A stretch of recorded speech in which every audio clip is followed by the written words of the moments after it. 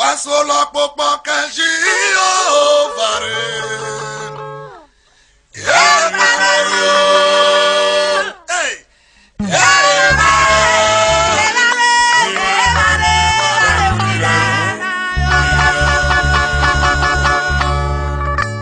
Jesus healed 10 lepers, and only one came to appreciate God.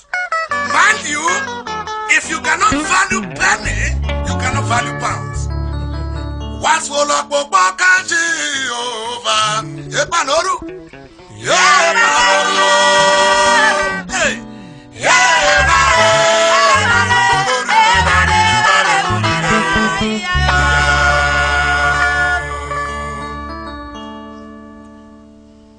Daddy, I am on my knees. Baba, you too much. Hey, Eva Obaze Bubo.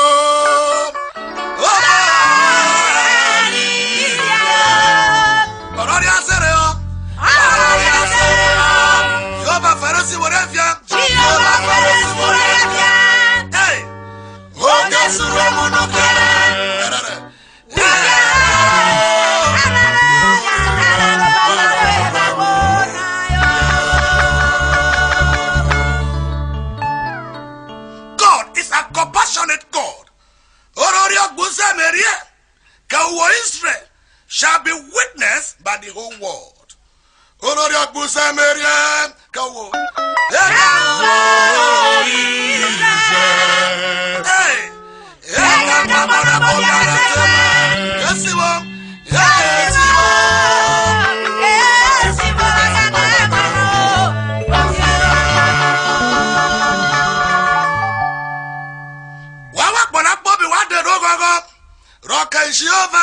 And give God praise.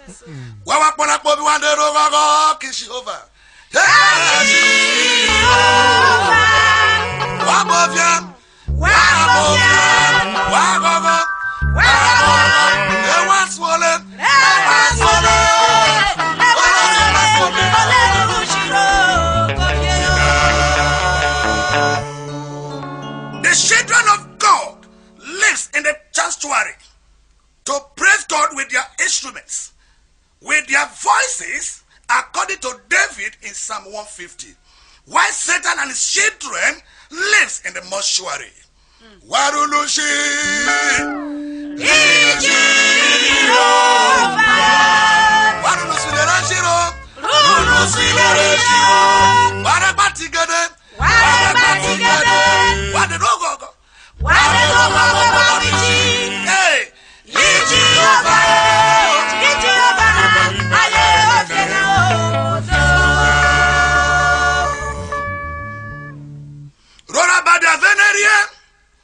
You will know that God is omni origeba.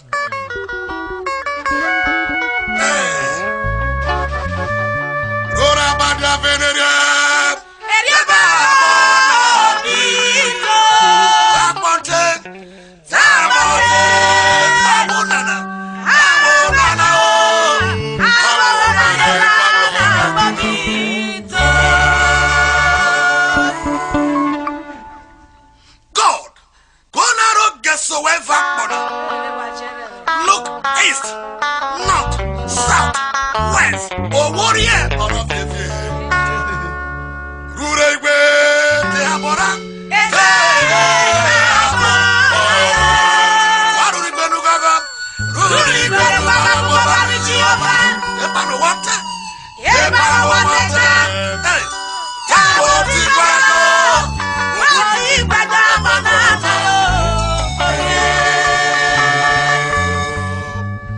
God uses willing vessels and not blaming vessels.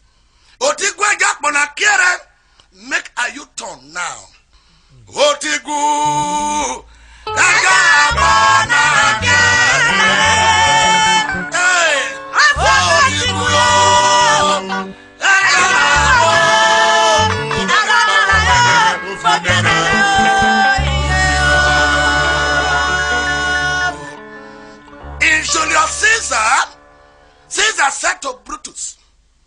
in a Jewish language.